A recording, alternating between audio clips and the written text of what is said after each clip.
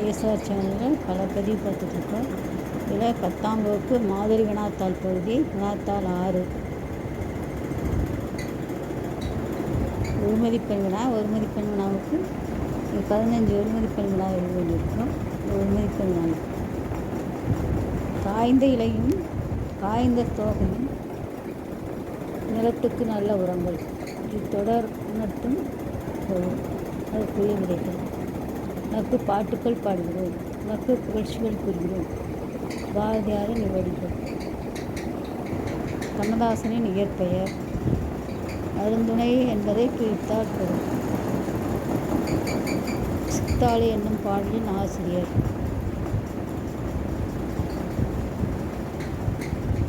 ஆறு வாய்மையே மழை நீராகி தொழில் வெளிப்படும் அணி.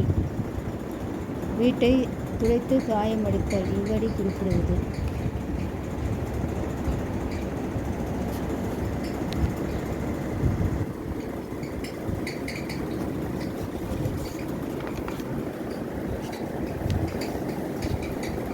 ஒரு மதிப்பெண்ணின் தொடர்ச்சி கல்வி.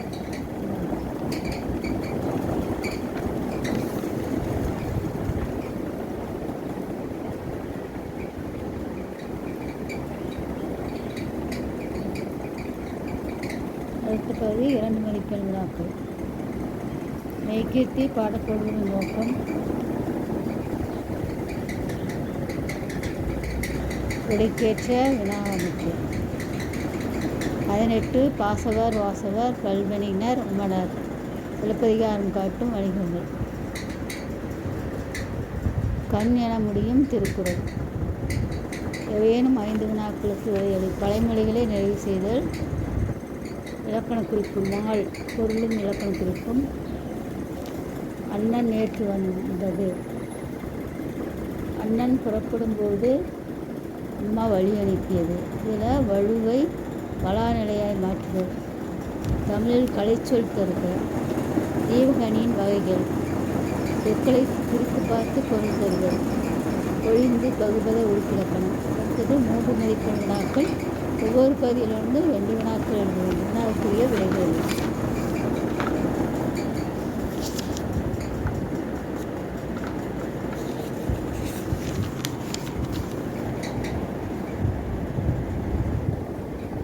உரை பற்றி படித்து அதற்குரிய 3 மதிப்பெண் வினாக்கள். வாளால் அறுத்து சொல்லும் என தொடங்கும் பெருமாள் திருமொழி.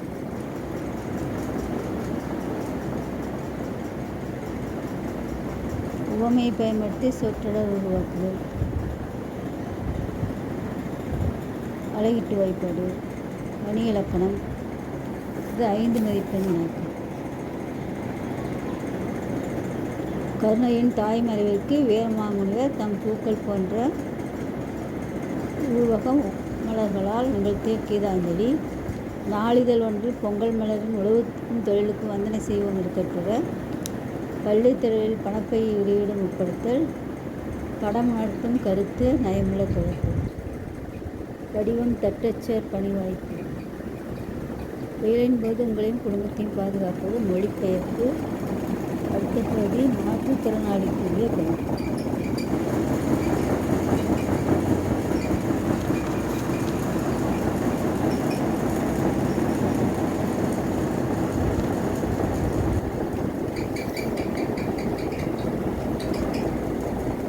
அடுத்து பகுதி 5ல் 8 மதிப்பெண் வினாக்கள். 3 8 மதிப்பெண் வினாக்கள் எழுத வேண்டியிருக்கும். 1 உரைநடை பகுதி. ஒரு குழந்தையை தூக்கமும் கீழே விழுந்த தேநீர் கோப்பை. இந்த வினா எல்லா அரசு தேர்வு வினாத்தாளையும் கேட்கப்பட்டிருக்கு.